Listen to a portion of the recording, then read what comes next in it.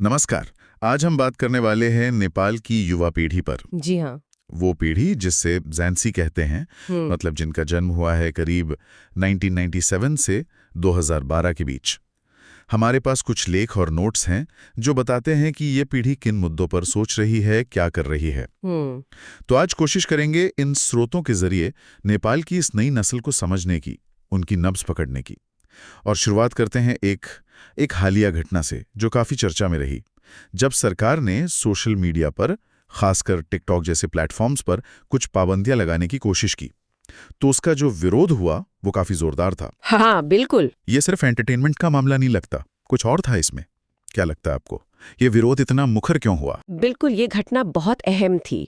और जैसा आपने कहा, ये सिर्फ मनोरंजन या कंटेंट शेयरिंग की बात नहीं थी।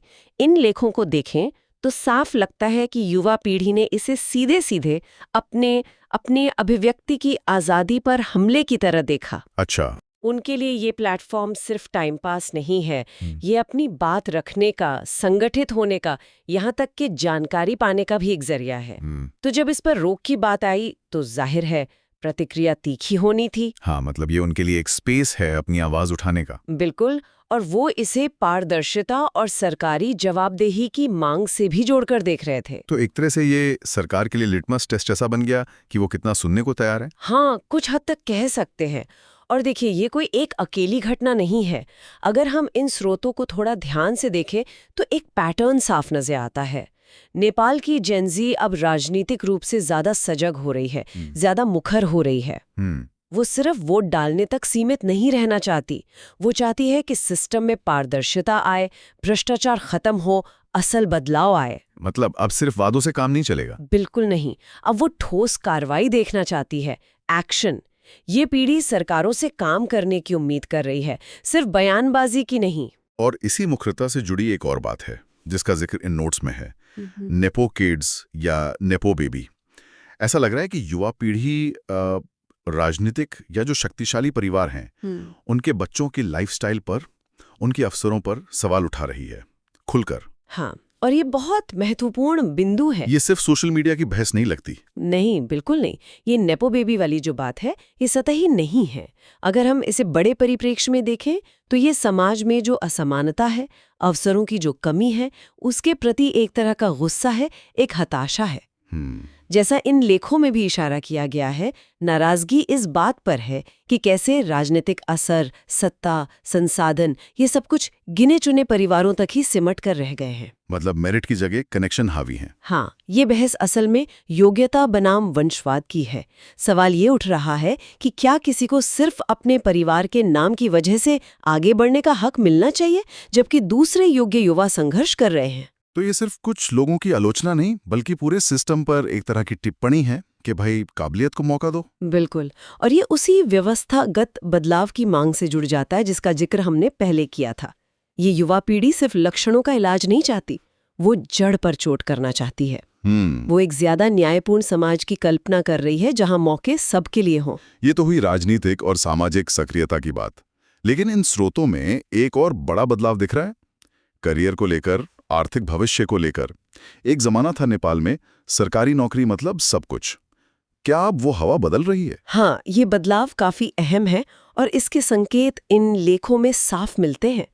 वो जो पारंपरिक सोच थी ना कि सरकारी नौकरी मिल जाए तो जिंदगी सेट है, वो अब कमजोर पड़ रही है। अच्छा। युवाओं का रुझान अब एंटरप्रेन्योरशिप की तरफ बढ़ रहा है। अपना कुछ शुरू करना, अपना बिजनेस खड़ा करना। मतलब जॉब सीकर से जॉब क्रिएटर बनने की सोच। हाँ, बिल्कुल। ये आकांक्षा दिखती है उनमें। ये बदलाव क्यों आया?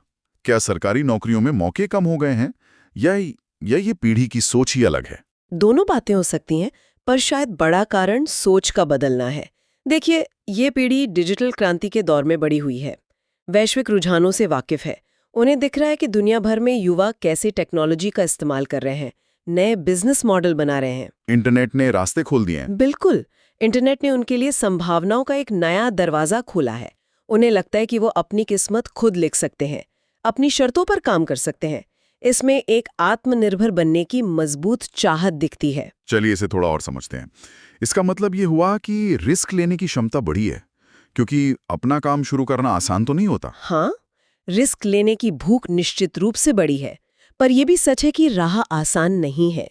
इन लेखों में इस बात का भी जिक्र है कि स्टार्टअप कल्चर को बढ़ावा देने की जरूरत है, युवाओं को जरूरी स्किल सिखाने की जरूरत है। और इसके लिए शायद एजुकेशन सिस्टम और सरकारी नीतियों में भी बदलाव चाहिए। हाँ, और कुछ कोशिशें हो भी रही हैं ऐसा लगता है, पर जमीनी हकीकत ये है कि फंडिंग जुटाना, हाँ, पैसा, सही मेंटरशिप मिलना, गाइडेंस मिलना और एक ऐसा इकोसिस्टम बनाना जो इन नए उद्यमियों को सहारा दे सके, हाँ। ये अभी भी बड़ी चुनौतियां हैं। मतलब इरादा तो है पर अभी रास्ता लंबा है। बिल्कुल, दिशा सही है पर मंजिल तक पहुंचने के लिए अभी काफी काम बाकी है। तो एक तरफ ये युवा अपनी आर्थिक राहें खुद बनाने की कोशिश कर रहे हैं, जिसमें चुनौतियां भी हैं, लेकिन साथ ही इन स्रोतों से एक और पहलू उभर रहा है, वो है अपने आसपास के माहौल को लेकर उनकी चिंता, पर्यावरण। ये बिल्कुल सही है।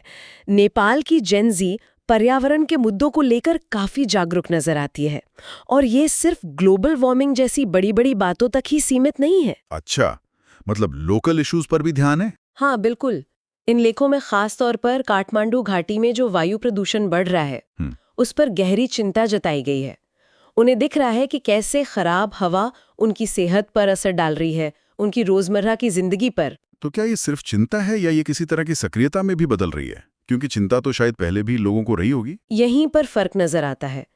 ये पीढ़ी सिर्फ चिंतित नहीं है, वो सक्रिय भी हो रही है। उन्होंने जलवायु परिवर्तन की बातें सुनते हुए बचपन गुजारा है। अब वो इसका असर सीधे महसूस कर रहे हैं। जैसे काठमांडू का धुंध या मौसम का बदलना। हाँ, बिल्कुल। और महत्वपूर्ण बात यह है, जैसे ये लेख भी इशारा करते हैं कि ये जागरूकता अब मुखरता में बदल रही है, सक्रियता में बदल रही है। वो सवाल पूछ रहे हैं, समाधान मांग रहे हैं, और लगता है भविष्य में इन मुद्दों को लेकर और संगठित तरीके से आवाज उठाएंगे। उनके लिए ये कोई दूर का मुद्दा नहीं है, ये उनके आज और कल से जुड़ा सवाल है। और अगर हम इन सभी धागों को जोड़ने की कोशिश करें, चाहे वो राजनीतिक जवाबदेही की मांग हो, हाँ, नेपो किड्स पर सवाल हो, अपना रास्ता बनाने की चाहत हो, या फिर पर्यावरण की चिंता, इन सब के बीच कोई कॉमन कड़ी दिखती है। मुझे तो लगता है वो डिजिटल दुनिया है। आपने बिल्कुल सही पकड़ा। डिजिटल प्लेटफॉर्म्स, वो इस पीढ़ी की जिंदगी का, उनकी सक्रियता का, उनकी अभिव्यक्ति का एक अभिन्न हिस्सा बन चुके हैं। इन लेखों से भी ये बात बार बार सामने आती है। सोशल मीडिया और दूसरे डिजिटल मंच सिर्फ दोस्तों से बात करने या वीडियो देखने के लिए नहीं है, वो विचारों को फैलाने का, लोगों को आंदोलनों के लिए जोड़ने का और यहाँ तक के बदलाव लाने का एक शक्तिशाली औजार बन गए हैं। ये तो हमने सोशल मीडिया बैन के विरोध में देखा ही, लेकिन क्या इसका कोई और पहलू भी है? आर्थिक पहलू शायद? हाँ, और यहीं पर बात और दिलचस्प हो जाती है। डिजिटल प्लेटफॉर्म की भूमिका दोहरी है। एक तरफ ये राजनीतिक और सामाजिक सक्रियता का मंच है, जैसा हमने देखा जी। दूसरी तरफ ये आर्थिक अवसर भी पैदा कर रहा है। इन नोट्स में कंटेंट क्रिएटर्स का जिक्र है, माइक्रो इन्फ्लुएंसर्स का, डिजिटल फ्रीलांसिंग का, इन सब का उभार दिख रहा है। अच्छा, तो लोग इन प्लेटफॉर्म से कमा भी रहे हैं? बिल्कुल। युवा इन प्लेटफॉर्म्स का इस्तेमाल करके न सिर्फ अपनी बात कह रहे हैं, बल्कि कमाई भी कर रहे हैं, अपनी पहचान बना रहे हैं। वो सिर्फ कंटेंट के उपभोक्ता नहीं है, वो निर्माता भी है, डिजिटल इकोनॉमी के सक्रिय भागीदार भी हैं। तो यहाँ सबसे दिलचस्प बात यह है कि डिजिटल दुनिया उनकी राजनीतिक आवाज भी है और आर्थिक उम्मीद भी, एक तरह से। बिल्कुल। ये डिजिटल जुड़ाव नेपाल के जेन ज़ी की पहचान को, उनके सोचने के तरीके को और समाज पर उनके प्रभाव को गहराई से आकार दे रहा है। वो एक ही समय पर लोकल मुद्दों से भी जुड़े हैं और ग्लोबल डिजिटल कल्चर का हिस्सा भी हैं। तो इन सब बातों का मतलब क्या निकलता है? अगर हम पूरी तस्वीर को समेटने की कोशिश करें तो ऐसा लगता है कि नेपाल की जेन ज़ी एक ऐसी पीढ़ी है जो चुप बैठने वालों में से नहीं है। हाँ, बिल्कुल। वो राजनीतिक रूप से जागरूक है, सक्रिय है, सोशल मीडिया का इस्तेमाल करके सत्ता पर, समाज की खामियों पर, जैसे वो नेपोटिज्म वाली बात, हाँ, उस पर खुलकर सवाल उठा रही है।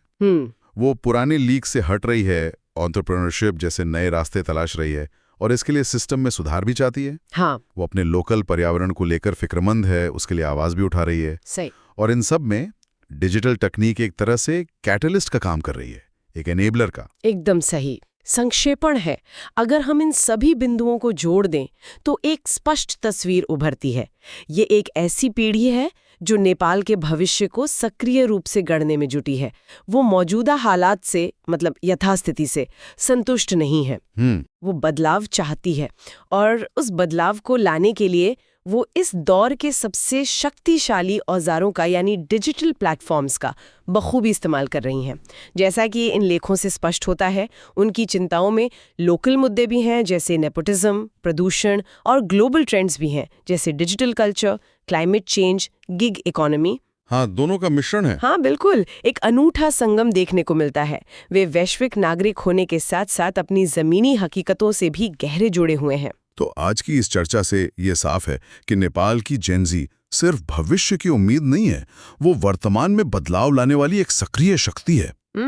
वो दर्शक दीर्घा में नहीं बैठी, वो मैदान में उतर चुकी है, राजनीतिक, सामाजिक, आर्थिक, पर्यावरणीय हर मोर्चे पर। बिल्कुल। और डिजिटल तकनीक उनकी इस सक्रियता का हथियार भी है और ढाल भी दे रही है।